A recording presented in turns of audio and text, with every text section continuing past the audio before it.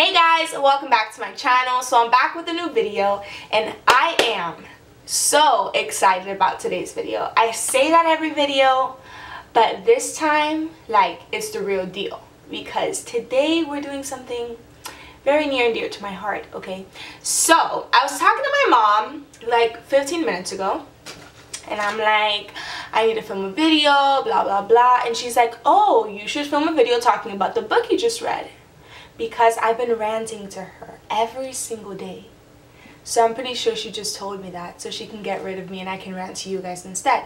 But it's fine. She got what she wanted. But I'm just joking. But she told me that I should talk about this book because I've been ranting every day. It is so amazing. It changed my life, okay? So it's this book, Only Every Day by Dooley, and this book is just everything. Like, it was everything I never knew I needed. So I'm excited to share with you guys the main 10 things that I learned. I've learned like 1,000 things, but I'm gonna share with you guys 10 things that I learned reading this book, and I'm so excited. Even after this, you should still go and get your book and read it because it's that good, okay?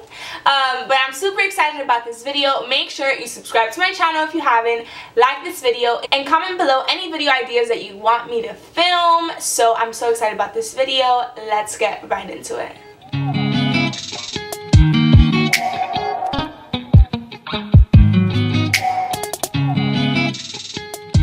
Alright guys, so I took sticky notes and, you know, I had to like make sure I was giving y'all the tea.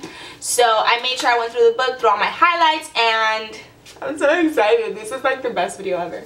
So I learned so much through this book. Like, this was just, honestly, I think it's so countercultural because we have this pressure to really prove ourselves to people. And I feel like this book just breaks down all of those walls, and like, I just can relate to it so much, and I'm sure a lot of you can. You know, like, I'm a perfectionist, honey, and a lot of the things she talks about, she is a perfectionist, and a lot of the ways that she overcame that, and really looking at the root issue of perfectionism. So I'm just gonna, this video could be real long, so I'm just gonna try to stick to my notes, okay? So I'm just gonna pretty much tell you guys 10 things that I learned that really hit my soul, okay?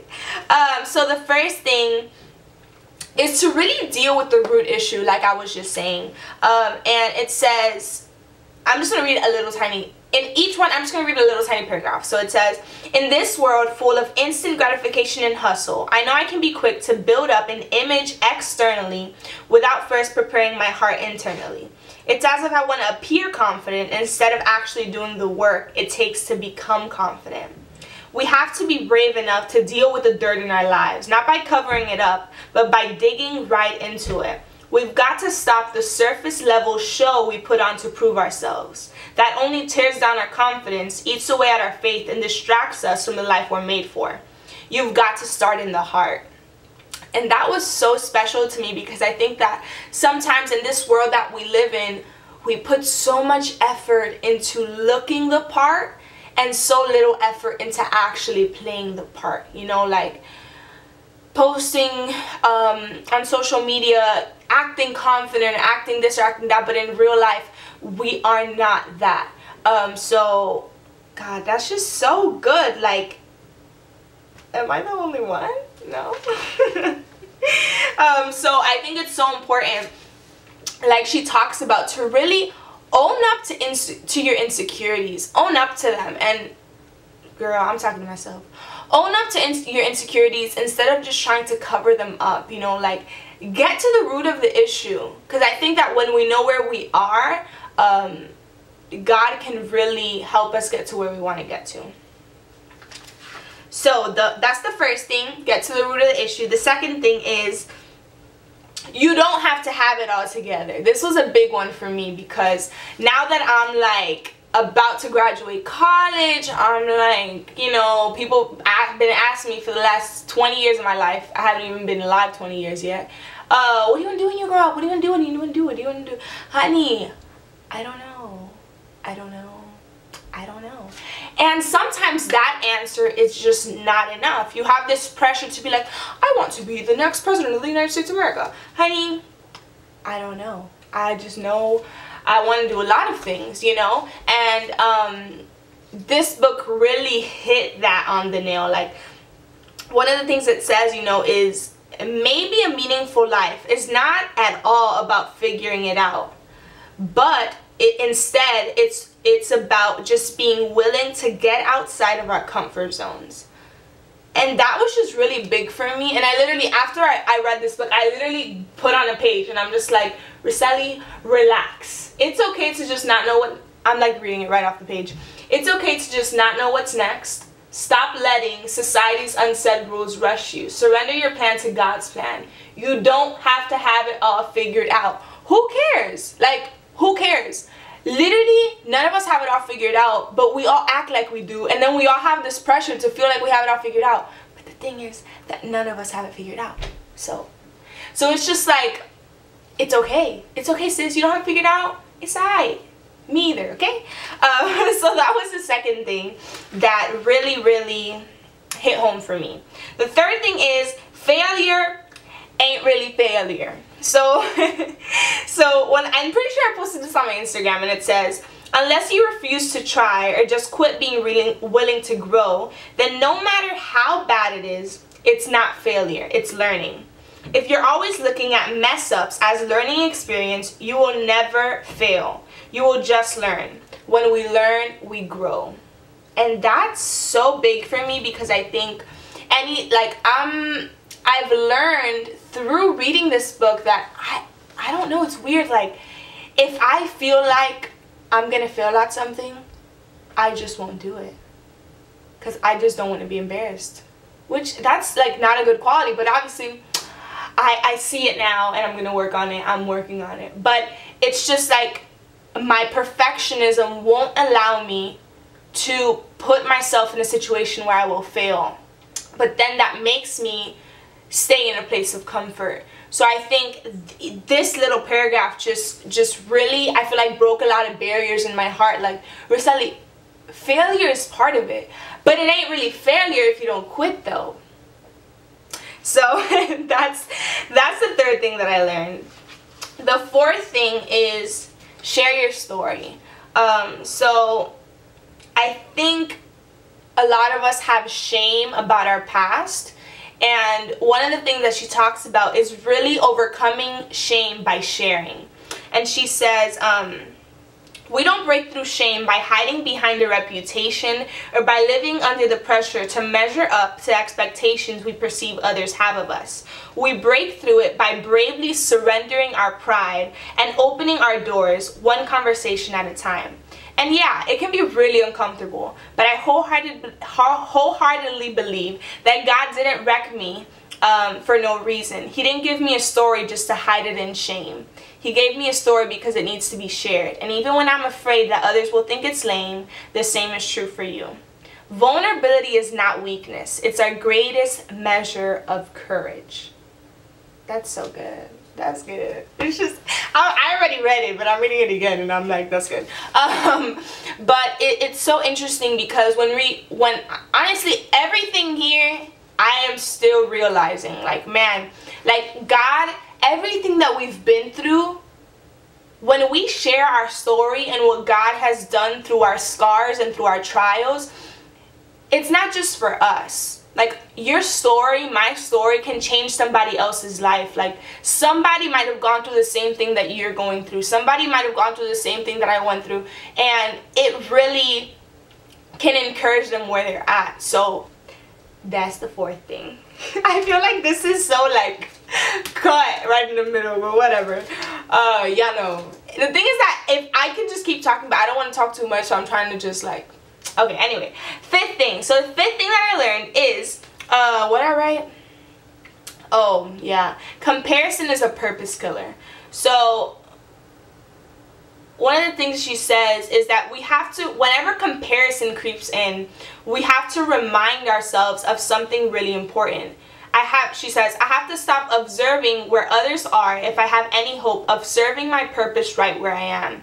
You cannot live a purposeful life if you are so preoccupied with trying to make it look like someone else's. And I think that sometimes, like, we can look at somebody else's purpose and then kind of want to walk, like, run in their lane, you know, because it looks good on the outside. But it's important that we stay in our lane, bro. Like, I just be reminding me, Rossetti, stay in your lane. Like, stay where God has called you to go. Don't try to do something because it looks cute, just because somebody else is doing it. If God hasn't called me to that, I don't need to be doing it. But obviously, sometimes because of the social media world we live in, just because someone else is doing it and it looks cute on the outside, you don't know what they had to go through to get there. It wasn't all easy, you know. So it's important that we don't compare our callings and our purposes with other people. God's purpose for you is just as valuable as anybody else's. So major key. So the next thing is, how many have I done? 5, 6. So this one, just, it was too much. It was too much for me, but it's fine. I'm still swallowing this pill. It says perfectionism. Well, this is my summary of it, my little thing. Perfectionism is masked insecurity. Okay. So she says, the root of my imperfection is insecurity. And I bet the same is true for you. If you go deeper, where do you think that insecurity, fear, and worry ultimately come from? What are you afraid of?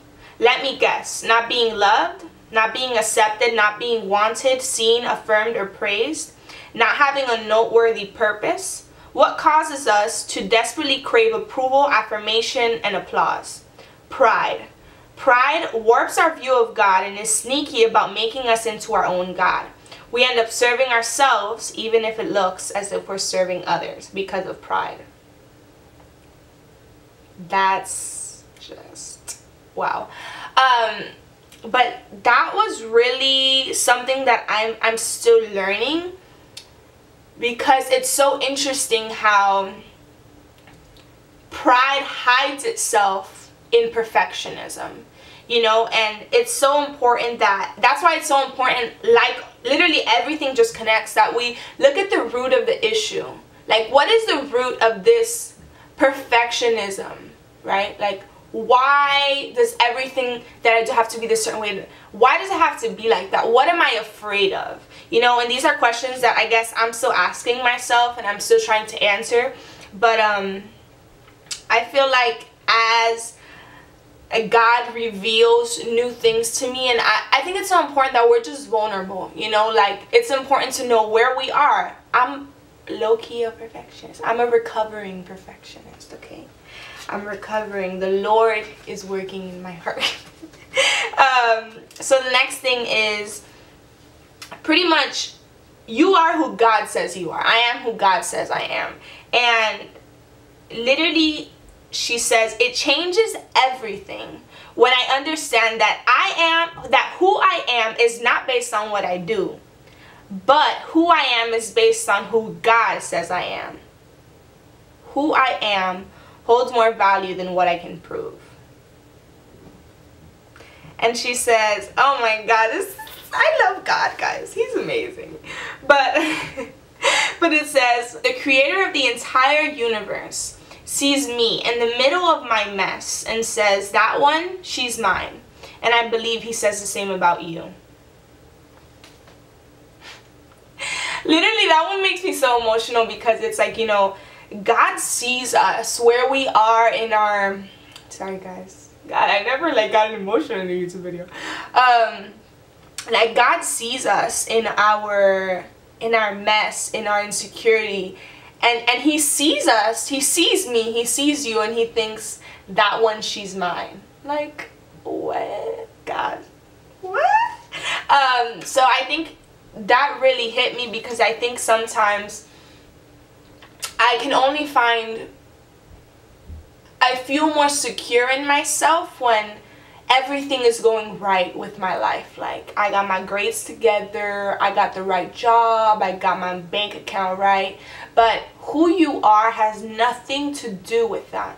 Who you are is who God says you are, right? Like, I'm a child of God. No matter none of that, I'm still a child of God, right? If all of that was stripped from me, I still have value. If everything is stripped from you, you still have value, just because God says so. And that's... Sorry guys, I have fruit flies here. I don't know why, but there's like 2 of them and they're pissing me off. They're ruining the moment. Okay, the 8th thing that's really... I feel like these 2, the last one and this one, were super big for me, is redefining how you look at success. And she says, sister, please redefine how you look at success. What if you stopped looking at it as this big jackpot you have to win, and instead saw it as little wins? Little wins that happen when you focus on being who God made you to be. Instead of defining success only as something based on your future, your career, your accomplishments, consider how you might be able to succeed every single day if you simplify how you define it. And this has been a game changer for me because, man, like, if we just saw success, like, instead of seeing success as being a CEO of a $1 billion company, right? It's more like, okay, so what are the micro steps that can get me there, right? Like, because really those macro steps are going to get me there. So completing one of those is also success. So it's kind of like reading 15 minutes every day. That's success. Finishing my assignment, that's success. Spending some time off social media and reading my Bible, that's success, right? So it's really shifting how we see success, and this has been a new phenomenon for me. Like, I've never experienced this whole shifting success thing, so it's been really different, really different. So the 9th thing is, y'all, we've been talking for a long time. I'm so sorry, but this is good. I don't know if y'all still watching, but this is good. So the 9th thing is, stop trying to fast forward your life. Lord Jesus, God. It says, maybe you feel as if you're in a perpetual season of waiting too. Maybe you've been waiting to finally meet the one, find out if you were accepted into grad school, get pregnant, or make a certain amount of money, so you'll never have to worry about finances again. I don't know what you're waiting for, but I do know that if you're focused on what you're waiting for, chances are you're wasting the opportunity to live life to the fullest where you are. That's so good. I think, like, sometimes we're just like, before I came to the University of Florida, I wanted to, oh my God, like, I just wanted to come to the time where I go. And then I find myself now like, oh, I'm ready to graduate. I'm ready to finish this. And it's like, in every season that we're in, we're just trying to fast forward to the next one, the next one, the next one. Before you know it, 20 years goes by. And it's just like, man, like, I just want to be present where I am. How can I just be present? Like, you're here. You prayed for this 2 years ago. You was praying, but now that you're here, you're praying for something else instead of living in your answered prayer. So that was just a really big eye-opener for me. Stop trying to fast forward your life. We're steady. No. And then the last one is kind of like, I'm not sure what the name is, but I'm gonna read y'all what it kind of is. It says, you don't need to see the whole path to live your purpose. You don't need money, certifications, or all your plans ready to take a step. You just need to put your full yes on the table and claim that wildly glorious, hard, holy, and humble step right before you. And when you fail, fail forward. Keep your eyes fixed ahead, not on what's behind you or who's to your left or to your right. It's your turn, because you, sister friend, are not an accident. You're not merely a work in progress. You are a woman of purpose, uniquely chosen to change today's world. Stop trying to be fancy or to measure up. Just show up and be and be faithful where you are with what you have. Don't let the pressure to prove get in the way, and watch what happens. Guys, I just feel like I read the whole book all over again and I have like all the feels. But that book was just so good. Oh my god. But just all in all, I think the biggest thing I got from that book is to let go of the pressure to prove. Like, I don't need to prove anything to anybody but God. All I have to do is stay in the lane that God has created for me. All you have to do is stay in the lane that God has created for you. Stop looking to the right. Stop looking to the left. Stop comparing yourself. Stop trying to prove to people that you're educated and you're this and you're that. It doesn't really matter. At the end of the day, as long as you're walking and taking steps toward who God has called you to be, that's all that matters. And the little things matter too, right? So I'm so excited about sharing this with you guys. I hope you enjoyed this video. I know it kind of was a little long, but I'm really excited that my mom gave me the idea to make this video because I love it. So thank you for watching. Make sure you subscribe to my channel, like this video, and comment below what was your favorite one. So I love you guys. Thank you so much for watching. Let's keep growing. Let's keep learning together. And have an awesome day. Have an awesome week. An awesome month. An awesome year. I love you guys. Bye. Mwah.